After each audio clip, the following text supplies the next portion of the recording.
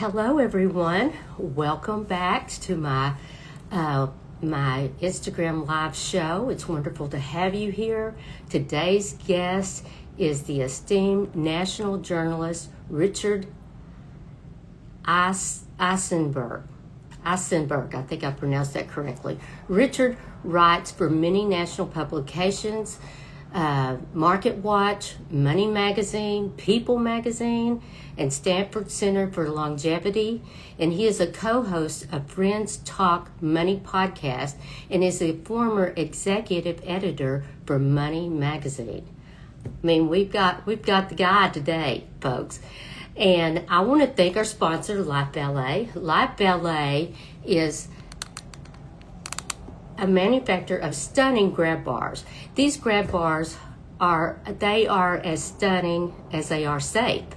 And they are meant to be part of your design, not to be ugly and clinical. They're beautiful. They are custom inlay ready for tile, for whatever your marble, whatever your surround in your shower may be, they're ready for it. And you can make it match. Check out all your possibilities at lifeballet.com and be sure and follow them over on Instagram at lifeballetnw.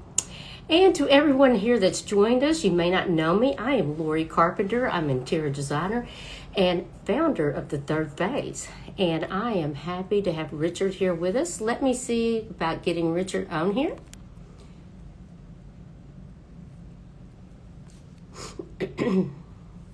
Let's see if Richard has joined us yet.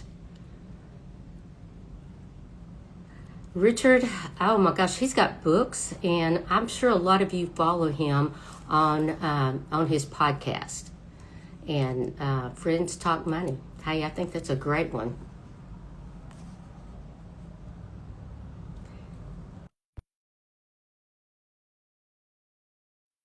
Are you with us?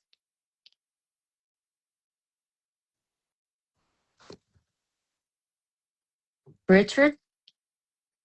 I see that you're here. There you are.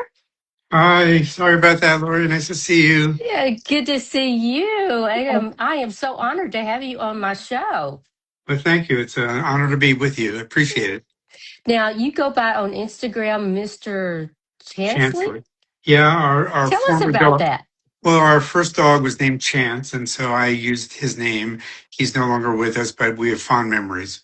Oh, okay. Well, I that is very interesting, but I thought it might be because of all your investments and things Oh that you no, take the no, chance. no. I'm pretty conservative when it comes to investing. Not too many chances. Yeah. Okay. All right. All right. Let's start diving in. What is the single biggest financial mistake that you see people make after 65, and how can they course correct it? I guess the biggest mistake I would say is people not really planning for the financial realities of not having a salary or maybe self-employment income when they start retirement, leave that work. And so what you need to really do, if you can before that starts, but if not after that starts, is really spend some time to determine, well, how much income is going to be coming in and where is it coming in from? And what are your expenses, the ones that you must pay, the mortgage or the rent and the insurance and all the taxes and all that, and then maybe some discretionary ones, and then see how they add up against each other. And then, if you're finding that it's not quite working out as well as it ought to, then you may want to look for ways to increase your income or lower your expenses. And we can talk about different ways to do that. Oh, okay, great.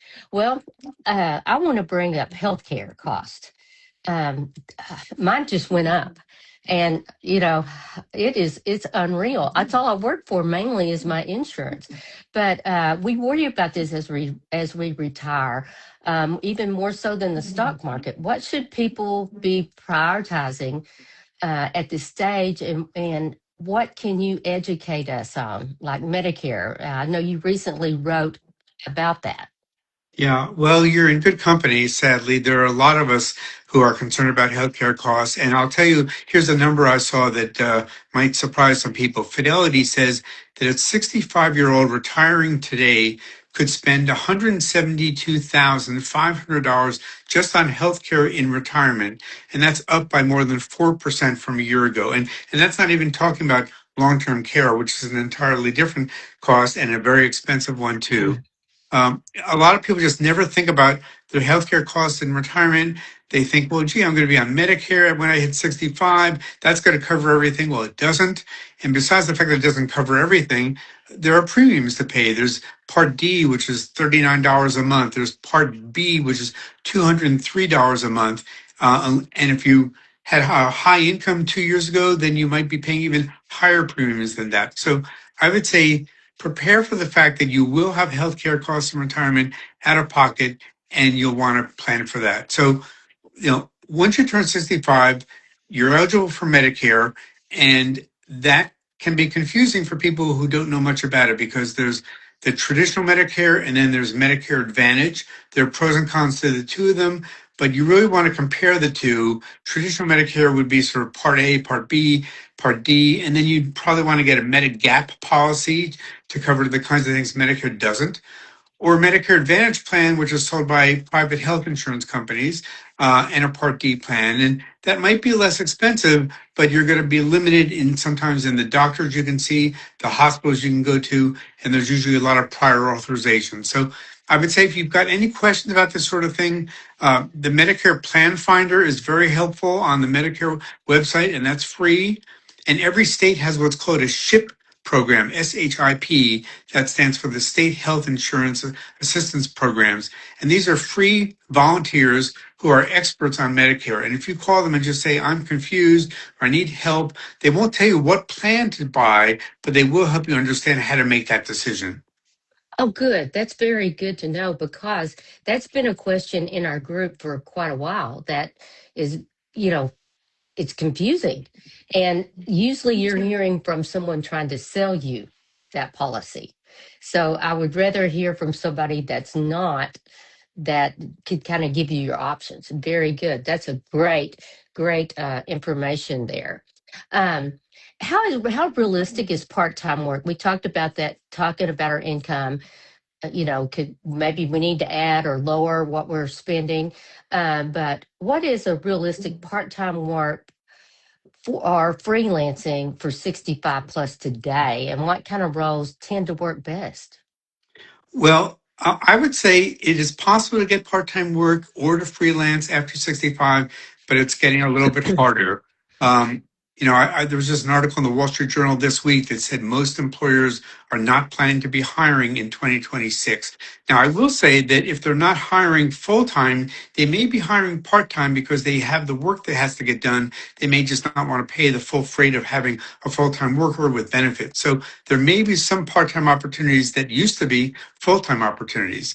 Freelancing, now I'm a freelancer in my unretirement, as I call it. Um, Yes. and I would say there are opportunities out there, but it's also getting harder. As a freelance writer, I'm finding there are more and more media outlets that are either not paying freelancers or they're cutting back on their budgets, or their fees are very low. So it's hard to make a lot of money doing that, but it is possible to make some money doing that. Okay. Okay. Do you know of anything that you can think of off the top of your head that might be feasible?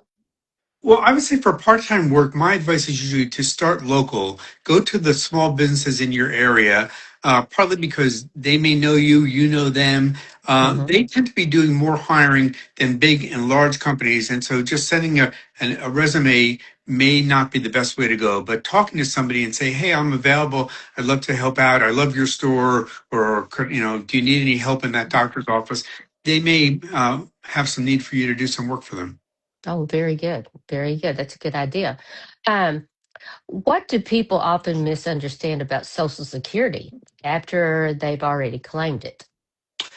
Well, there's a lot that people don't understand about Social Security because it's a very confusing system. Yes. A couple of things that come to mind. One is that some people don't realize that their Part B Medicare premiums are going to be taken out of their Social Security benefits. So they think, well, I know what I'm going to get from Social Security, and they're assuming they're going to get that amount in their bank account every month.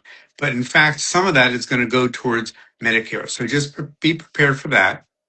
And some people also don't realize that they may owe taxes on their Social Security benefits. In fact, a lot of people will.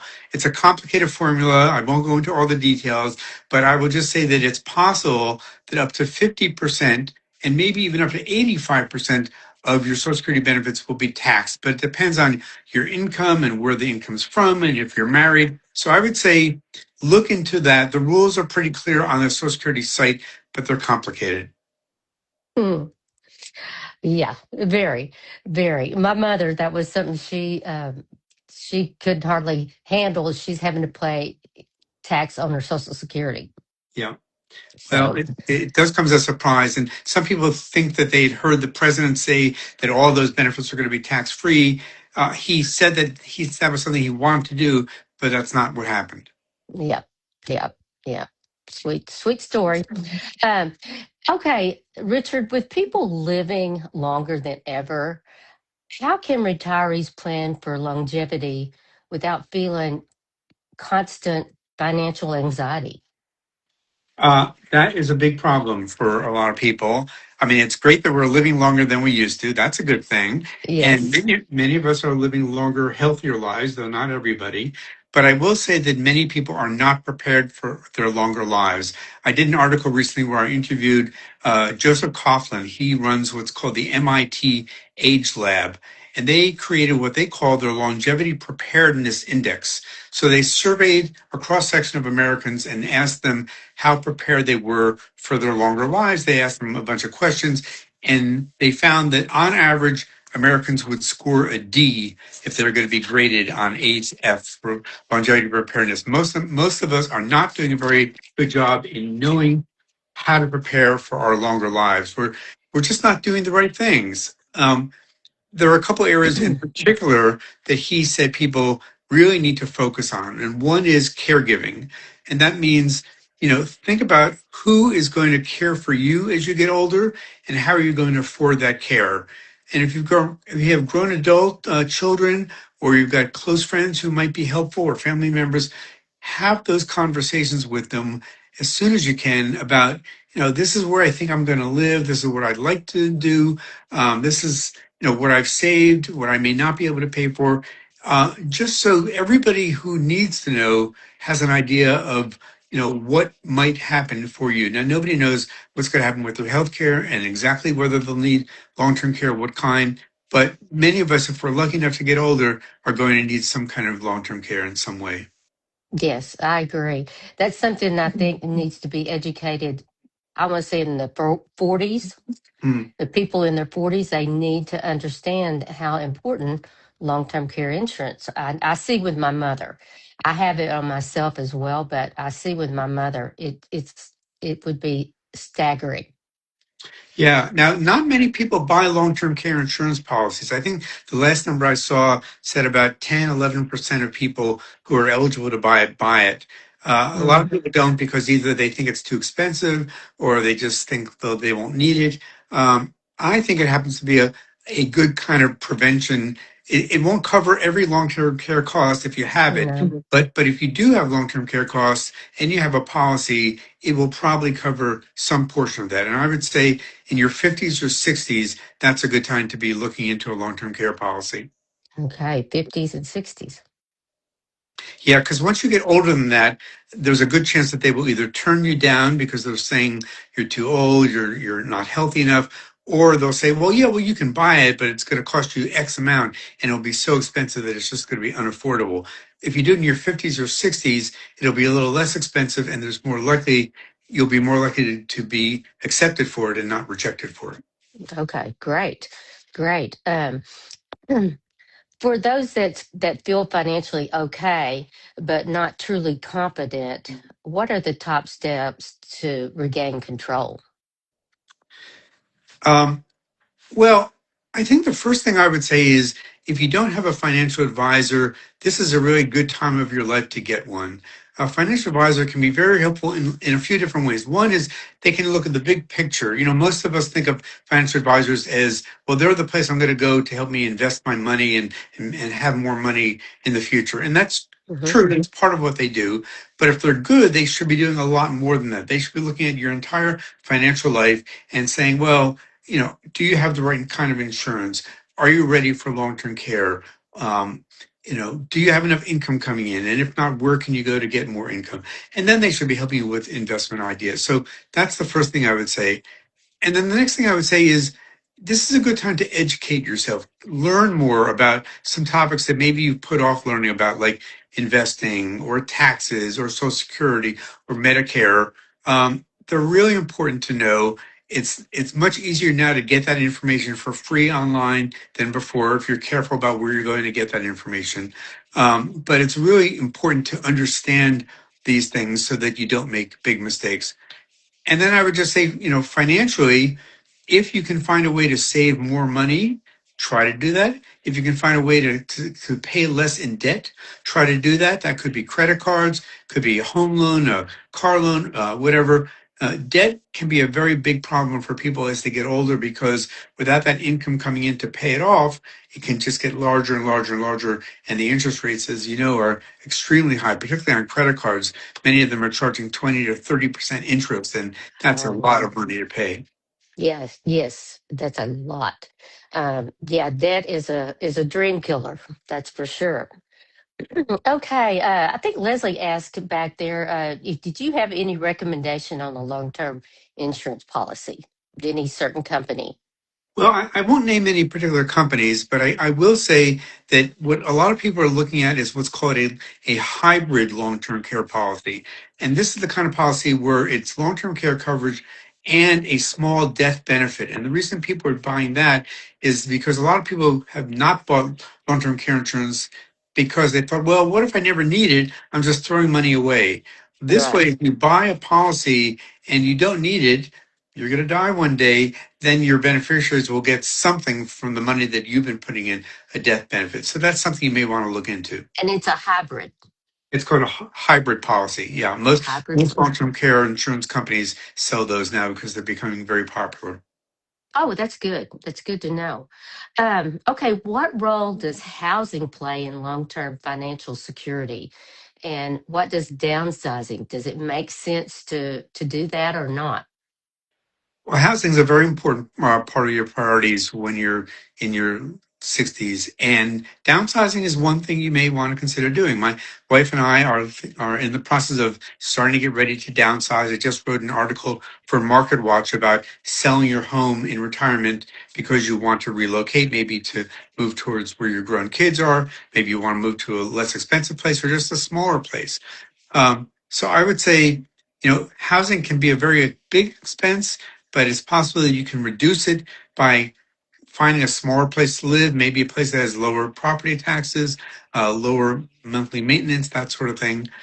So for some people, it's a very good idea. Now, some people are very happy to live where they are, and that's where they plan to live. The question I would then say is ask yourself, is my house ready for me to age in place, for me to grow older, because unfortunately, a lot of houses are not. We bought our houses when we were in maybe our 20s or 30s or 40s, and we weren't thinking about growing older in the houses.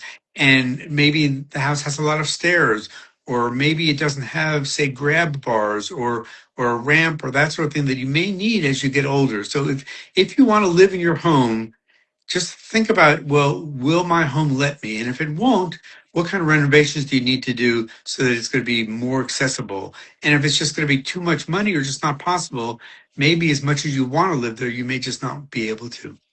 Absolutely. Good point. Good point. Okay, what emotional or psychological money challenges do you see most often in this age group?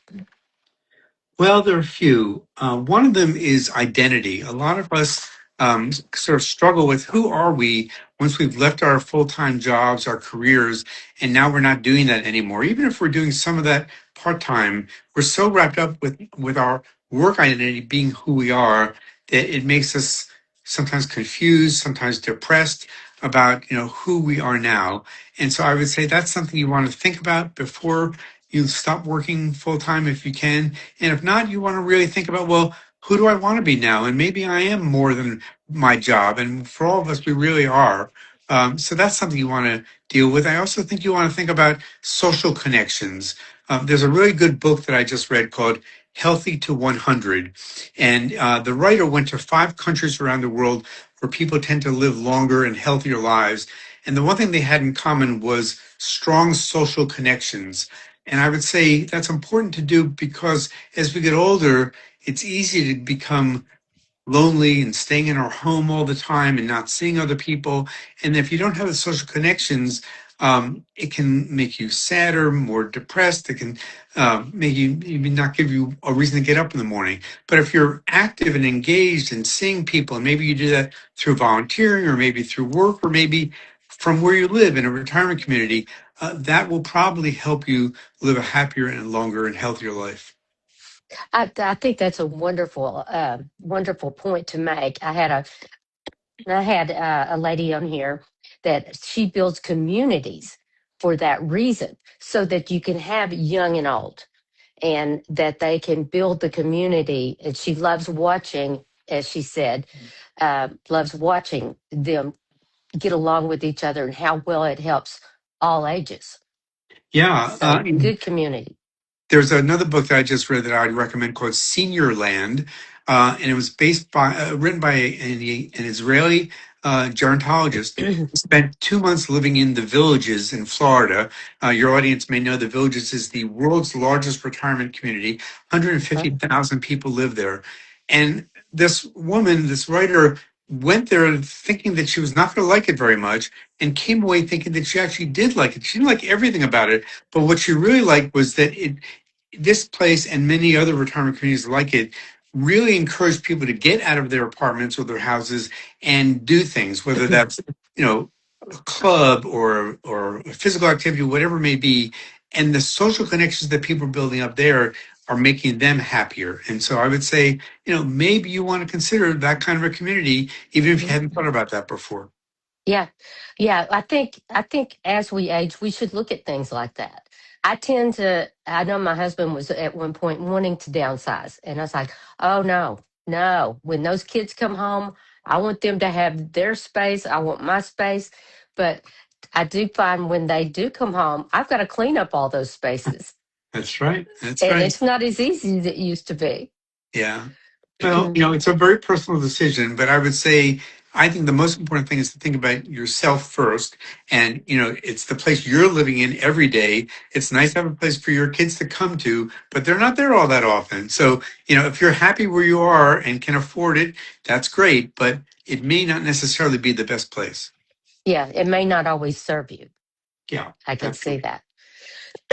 Okay. Looking 10 to 20 years ahead, would you say today's 65-year-olds are preparing for that isn't, are they preparing for that isn't enough? Is this discussed enough? I think all of us could be thinking more about preparing for our next 10, 20, 30 years. It's something we tend not to want to do. We hear and see images of people as they get older becoming more frail and less happy. And while that can happen, it isn't true for everybody. And I think you need to get out of the mindset that getting older is a bad thing. And in fact, you want to think about, well, what are the opportunities for me? What could I be doing? How can I stay healthy and involved and engaged and enjoy the rest of my life? And maybe that's traveling, if you can afford to do that, to places you've never been before, or spending time with friends and family, or maybe it's just taking better care of your health. But I feel like we all can probably spend a little more time and effort on having better, longer lives than we're doing right now. Absolutely. I'm seeing that quite a bit with my mother. It's the mindset that Mhm. she is in skilled care. Yeah. She can no longer walk, and she was always just a spitfire going all the time. And so now she's just kind of reclusive. I have to make her get out, make her go, make her do things, Uh-huh. because it's like she doesn't feel like she used to be. And it's a mindset. And I keep telling myself I'm going to work so hard against that, to have a good mindset, to always be looking for something new. Yeah, if you can do that, that's a wonderful thing to do. And you can just try to be around other people. And even if it's just, a friend who comes to visit or a companion who's with you a few hours a day, anything that can help your mom feel like she's part of the world again would be Yeah. really helpful. Yes. Yes. And sometimes it's a struggle. It's a struggle. But yeah, Leslie had commented that she loves this mindset. Well, thank you. Yeah, it is a mindset that I hope more people will gravitate towards. We haven't talked a lot about it in our society, and I hope we'll start doing more of that. Yes, I agree. Before we go, is there anything you'd like to share about maybe something I didn't cover that is you feel is important for this third phase? Yeah, I guess I would say don't feel trapped into the traditional definition of retirement. A lot of people think retirement means what it used to mean. And it used to mean that for everybody, it was you stopped work and you weren't going to do any more work and you were pretty much going to have a life of leisure. And there's nothing wrong with that. And some people will do that and can do that and will enjoy that. But for some of us, like me, you want to continue to do some kind of work and maybe do some volunteering and maybe mentoring and that sort of thing. So for me, I call my retirement an unretirement. Some people call it semi-retirement, but for me, that's the way I define it. It may not be the way you define it or other people in your audience. That's okay. There's no one definition, but be open to living it the way you want to live it. Absolutely. Absolutely. Yeah, Leslie's commented that she never wants to retire. I don't ever want to retire. I want to keep doing something, contributing, in some way to that. So, yeah, Leslie's highlighting unretirement. I Yeah. like that. I do think more of us are going to be living that way because we don't like the word retirement or the idea of retiring because it sounds like you've sort of given up on life. That Right. isn't what it needs to be.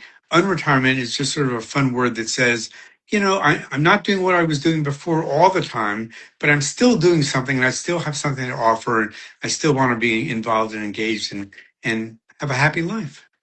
Yeah. Fabulous. Now, tell us how we can read all your articles. You've got books. Share a little bit of that with us. Oh, thank you. Yeah, well, I write a column for Market Watch. That's a website from Dow Jones, and the column is called "The View from Unretirement." I write that every 2 weeks. That's marketwatch.com. I write for a website called Next Avenue, which is a website from public television, and that's for people over 50. I write for Kiplinger Magazine and Kiplinger's website usually about personal finances for people over 50.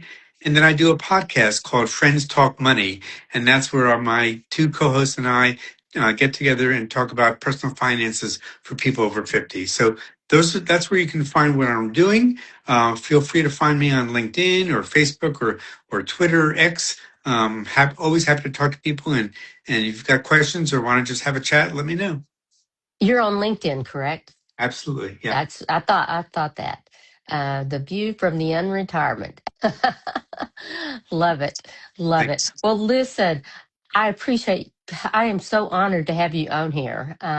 Love your articles. You have so much to share. Please keep sharing because I really feel like that's something that we can do in our third phase. We can mentor, we can share, we can help people understand I think because so. it's difficult. It is. Well, thank you. I appreciate Uh, that. And for your audience, if they want to know the names of those two books again, I'll mention them one more time. One was Please. called Senior Land, and that's the one about the villages in Florida. And the other is called Healthy to 100, and that's all about how people live longer, healthier lives around the world and what we can do to try to live healthier, longer lives ourselves. Very good. Thank you so much, Richard. I appreciate you being here and sharing all this valuable information for the third phase. Thank you so much. I really enjoyed it. All right. You have a great rest of your week. You too. Bye bye. Bye bye.